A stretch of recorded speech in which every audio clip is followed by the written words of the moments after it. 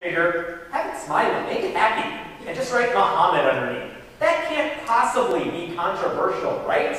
And that's what they did. This is the atheists, agnostics, and freethinkers at U of I. They support Trey and Matt, the creators of South Park, and the right to free speech. This isn't about insulting Muslims. This isn't about attacking what they believe. This is saying, well, okay, if you're Muslim and you can't draw Muhammad, fine, we get that.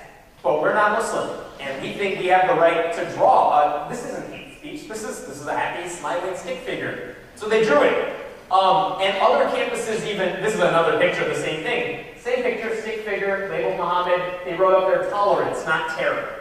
Because that's the message here. Anyone can draw an image. There's nothing wrong with free speech. There's nothing wrong with criticizing Islam as a religion. That's very different than criticizing Muslims for being Muslim.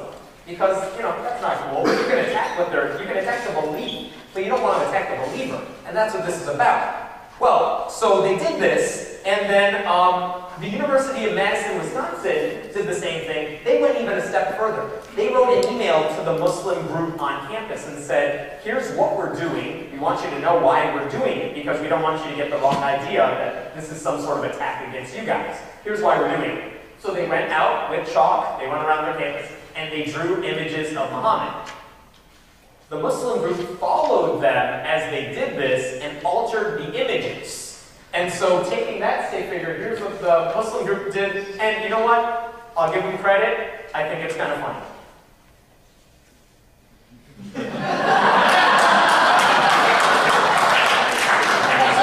So here's the question. Apparently Muhammad alone, not offensive.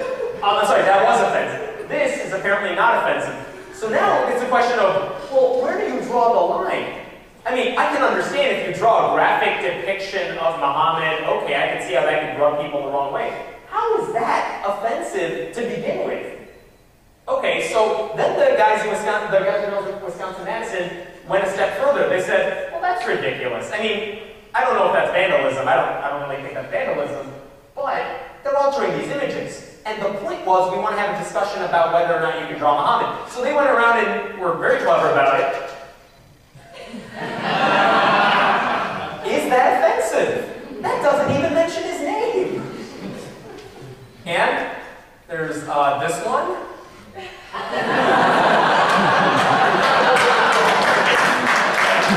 the point is to get the conversation going.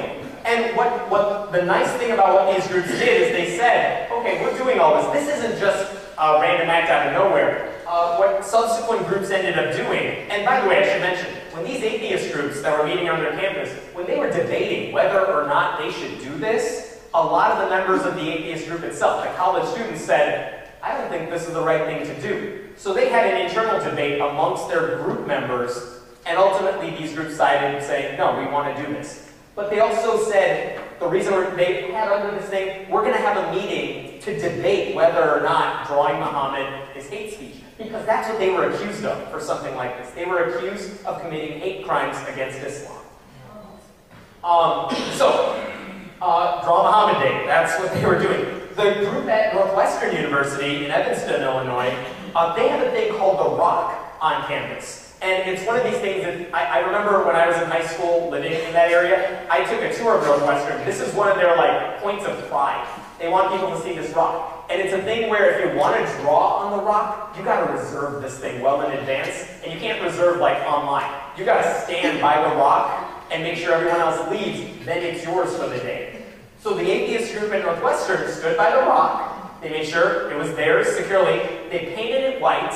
And then they had markers, and they did on this, when this Muhammad thing was going on, they just had a rock of free speech. You could write whatever you want to on this rock, anything you want, anything you think people are going to not want you to do, you have the right to say it, to go ahead and do it. People wrote some really amusing things. I think they were writing swear words. Which, it seems kind of weird if you don't swear a lot, but it's kind of liberating when you can write it in public. It seems kind of dirty when you're doing it, but they were doing it. And some people on this rock drew a stick figure and labeled it Muhammad, and there's nothing wrong with that either. But the whole point is, that's a debate worth having. And if other people aren't going to bring that debate up, then why not be atheist? Why can't we have the discussion of what's a fair thing to debate? What's allowable? Can you criticize Muhammad? Can you criticize the image? Can you do things because one religious group doesn't like it for religious reasons? That's a good thing to do, and I'm glad the atheist groups are the ones bringing that debate to the forefront. Okay, so turning the page from that. By the way, Draw Muhammad Day is on May 20th. And last year on my website, friendlyatheist.com, I had people submit to me a bunch of images of people drawing Muhammad. And they were really funny. Like, some of them, and they weren't really offensive. They were really clever. Like, someone drew a cartoon where they had, like, kindergarten students drawing their self-portraits on paper, and the caption said, in kindergarten, Muhammad felt very isolated. And he just doesn't like people there. I'm doing it again this year, so if you want to draw something up, I'll have my contact information later. You can send it to me. Here's the University of South Carolina. They're the Pastafarians there. They had a thing called Stone a Heathen Day. Because the Bible says if someone doesn't believe in God, if they're gay, for example, you should stone them. So they had Stone a Heathen Day. For $1 contributed to the group, you could get a water balloon. There would be an atheist standing on the backboard there, and you could fling a water balloon and stone a heathen. And the school, I don't know, that thing to point out, this is what the Bible says. Whether you like it or not, this is something that's in the Bible, and if you're Christian, you need to accept that, and let's talk about that. Even the school mascot got into it, I don't know. But okay, so those are things students are doing to just get their message out. They want to have these discussions. These discussions aren't easy to come by, and when they do happen, it's not always a pleasant conversation. So it's nice to have, like, I wasn't here last night, but I heard that was a well-moderated, good debate. And that's what you want to have. You want to have a real conversation about these things without being afraid of what other people are going to say. That's what these students are starting on the campuses. Okay, so another thing they're doing, being politically active. And I'm not here to say, you know, one party or another, that's not what this is about. But it's saying getting involved in the political process, because that's something atheists ought to be doing. This is something that happened. I mentioned I'm part of the Secular Student Alliance. The Secular Student Alliance is part of a larger coalition called the Secular Coalition for America. If you're interested, secular.org. And it's a coalition, it's the first lobbying group in Washington, D.C. to represent non-religious people. And after, you know, we formed in like 2004 or 5, and for years, you know, you can take a guess, we didn't get much traction with the White House. After Obama got elected, we thought, maybe they'll start listening to us, maybe. Hasn't worked out great, but, you know, we've been in contact with their faith-based office. And with subsequent conversations, they said, you represent a large enough constituency. Why don't you all come to the White House and have a conversation with us about the issues that matter to you? That never happened before. So one day last February, like 40 atheists went to the White House, or at least a building nearby the White House, met with some of Obama's staffers to discuss the things that meant a lot to us. And we weren't there to say, well, we want to make sure God doesn't exist, and we want Obama to say that. That's not what this was about. I'm going to give you an example of what we were there to talk about. We wanted to make sure that, you know, for the atheists that are serving in the military, their commanding officers aren't proselytizing to that. We think that's an issue that should be stopped. Another thing, in some cases, you know, I've heard stories of children, babies, who might get really sick, but their parents are Christian Scientists, so they don't take them to the doctor. They just pray that the baby's going to get better. And it's such a horrible condition the baby has that sometimes the baby just dies. Those parents have killed their kids. They could have taken them to a doctor. And what happens is they get taken to court, and then they get completely let off the hook because of something called a faith-based exemption. And they just get off scot-free.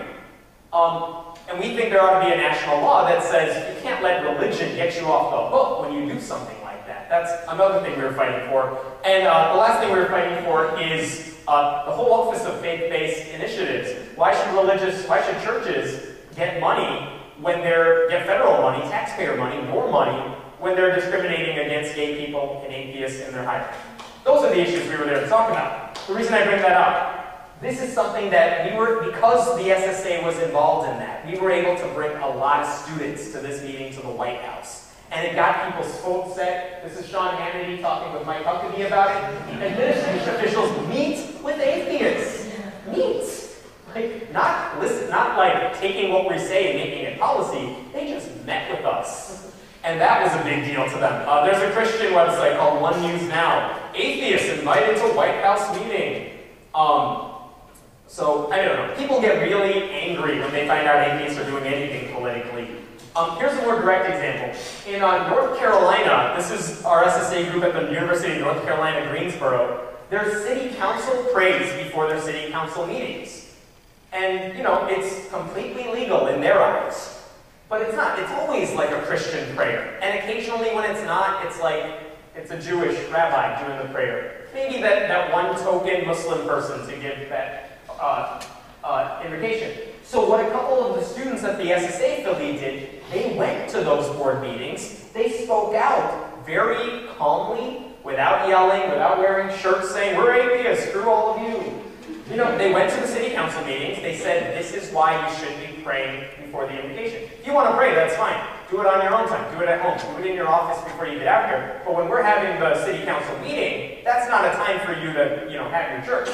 And they gave those talks even better. They got them videotaped. They're on YouTube, and we could spread those things to other people and encourage them to do the same. But this is something entirely led by a college group. So that's great. In fact, one student took it a step further. This is Andrew Lovely. He ran a group in the state of Maine, in Portland, Maine. And in South Portland, there was a new mayor elected. His name is Tom Coward. And Tom Coward was, like other mayors, going to have an invocation at his inaugural, you know, address. And granted, he's a mayor. It's not a huge town, so it's not like it's going to get national attention. But he was going to have an invocation speaker. So Andrew wanted to be that invocation speaker. Why can't you have a humanist invocation?